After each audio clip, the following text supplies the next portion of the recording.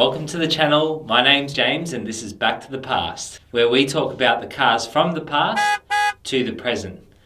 Mazda has always played the role of a scrappy underdog. With a truckload of determination and can-do attitude, this helped Mazda do what no other car company could with a rotary engine. Yes, you guessed it, I'm talking about possibly one of the best looking cars of the 20th century. The legend, the hottest car in the lineup, Mazda's darling, the RX-7!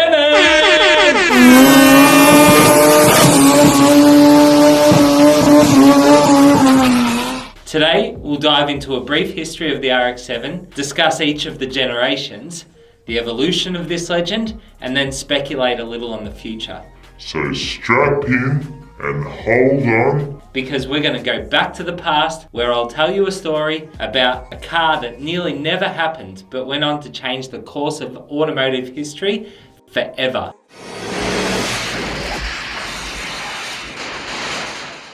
The story of the RX-7 couldn't be told without first talking about the Wankel rotary engine. We need to go all the way back to the year 1929 in Germany, where an engineer by the name of Felix Wankel was working on getting a patent on his magic engine powered by spinning Doritos. Some may say this is not your joke, but I'm telling it anyway. Get it? Nachos. This motor works a little differently to a 4-stroke internal combustion engine. Like a 4-stroke, the rotary engine has 4 processes in each individual cycle: intake, compression, power, and exhaust. The rotary engine works like this. Air and fuel enters in through the intake port.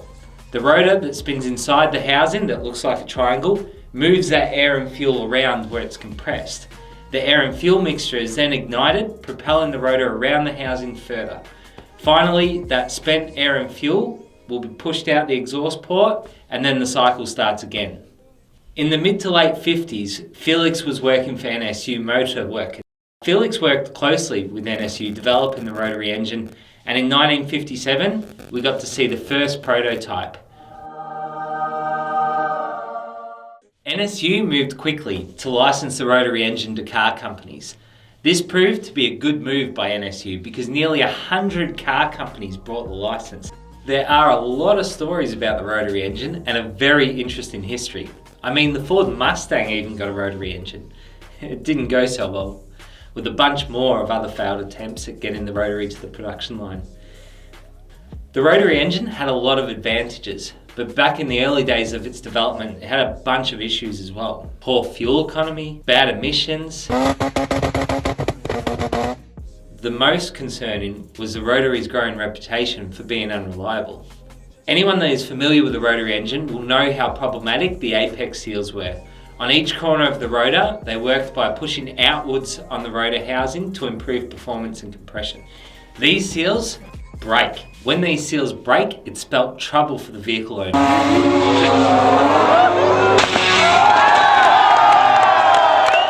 By the mid-60s, companies were racing to get the rotary production car to the people, with NSU releasing the first. They named it the RO80.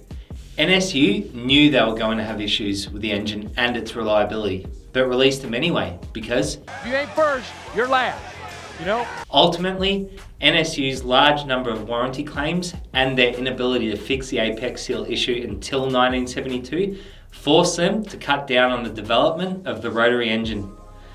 Mazda, on the other hand, had figured out the reliability issues before selling a single car to the public. It was reported that Mazda actually ran their revised rotary engine flat out for 300 hours, and when it didn't fail, then and only then, it was good enough to go into their production vehicles.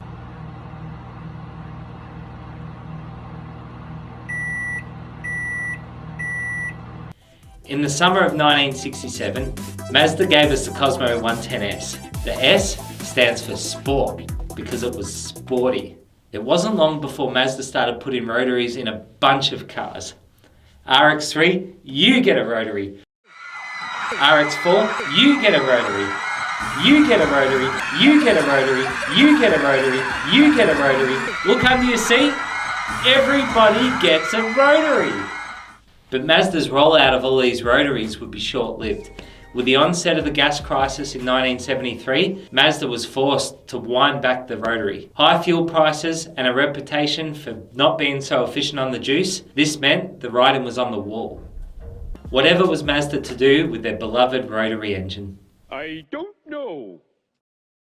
The first generation of the RX-7 came on the scene in 1978 and was named the SA. Inspired by the Lotus Elan, the new RX-7 had sleek lines and just looked hot. The rotary engine may not have made sense in an economy car anymore, but it made perfect sense in a sports car. Being so lightweight and compact, the motor could be put low and behind the front axle, allowing Mazda to make their own classification, the front midship engine. If you ask me, that is badass. The placement of the engine gave the car a near perfect 50-50 weight distribution and a low centre of gravity.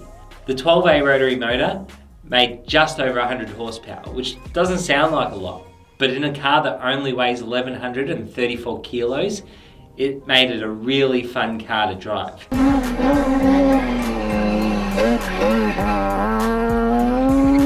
The RX-7 was designed to be a competitor for the Datsun 280Z and the Toyota Celica Supra.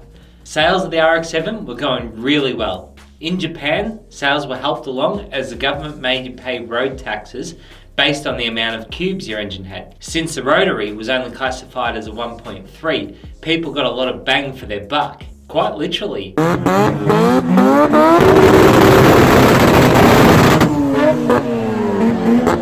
In America, they were also selling great. You'll be ferocious. You'll be relentless. You'll be telephone terrorist. In Australia, on the other hand, before 1985, if someone said, "Have you seen the new RX-7?" you would have been like, "I've got no idea what you're talking about, mate." Here in Australia, we only got the finale model.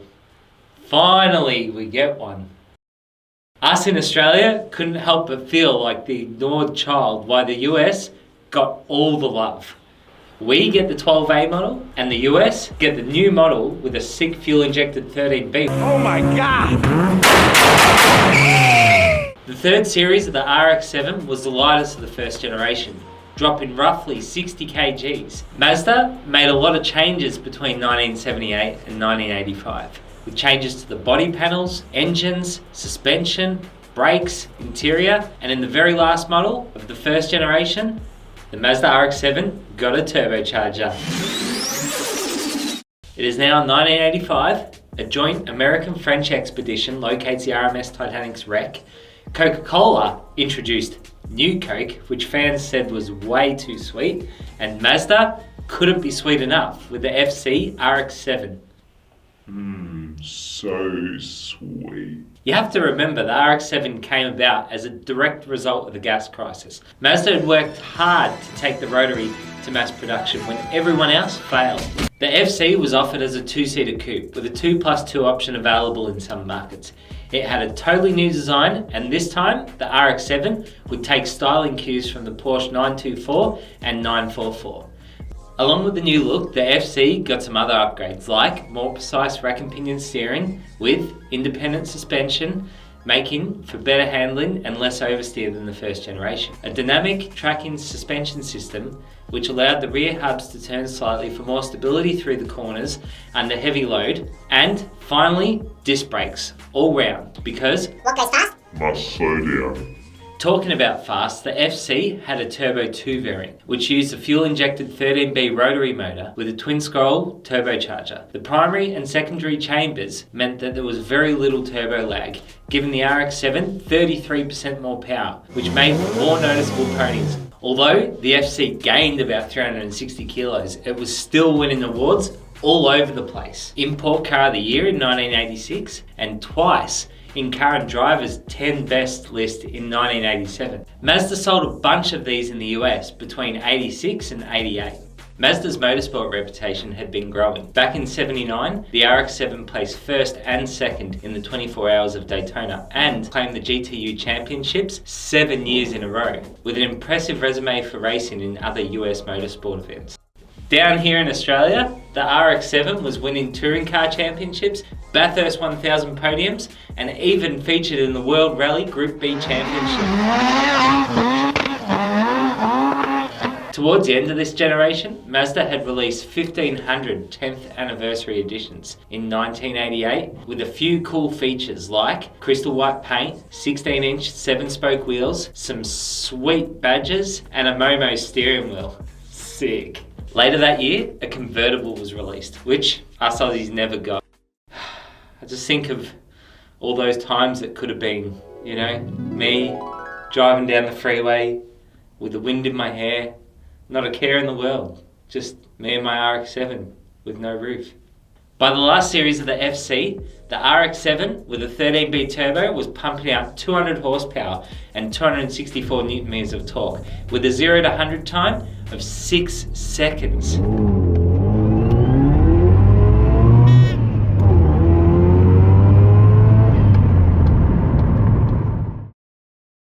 The year is 1993, dinosaurs were roaming the earth.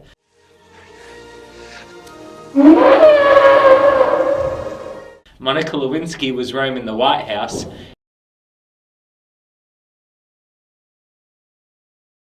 I did not have sexual relations with that woman. And the FD shot onto the scene, and this time, it was all Mazda, baby. Release the Kraken!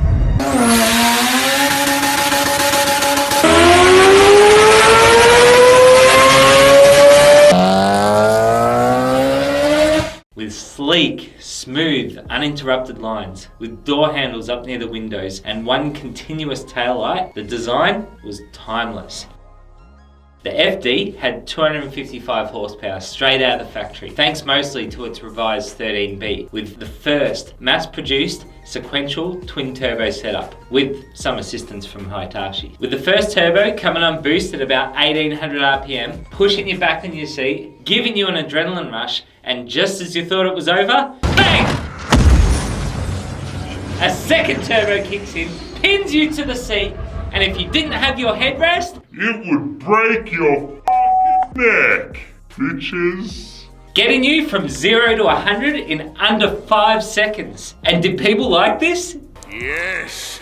Yes! Come to Papa! Designed to be Mazda's answer to the Nissan GTR, Toyota Supra, and Nissan 300ZX, new owners got that and then some when the RX-7 proved to be a fierce competitor to more than just its Japanese counterparts. In 1995, Mazda introduced a high-performance version, the RX-7 SP.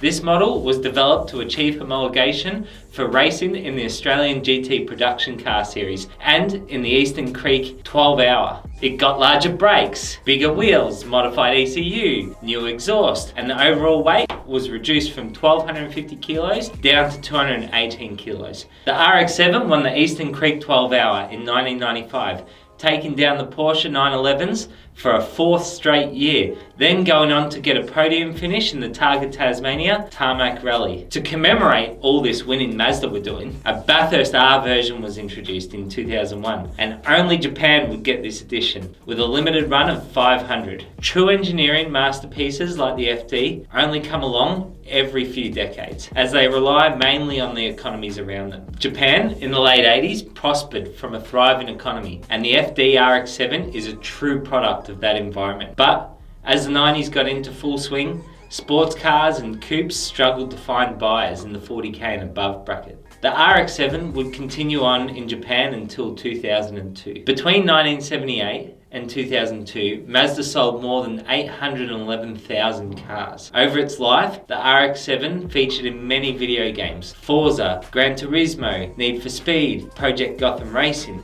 The RX-7 was also a movie star. It featured in everyone's favourite Initial D and a bunch of other movies with major and minor roles. But in 2001, the FD RX-7 debuted in a little film called The Fast and the Furious. You might have heard of it. When Dominic Toretto rocked up in an FD to race, it set the tuna scene on fire, and 16-year-old me wished my BB Commodore turned into a turbocharged RX-7. The FD was always destined to be a classic. Mazda's relentless focus on developing a sports car with pure ideals showed the world just how good cars could be.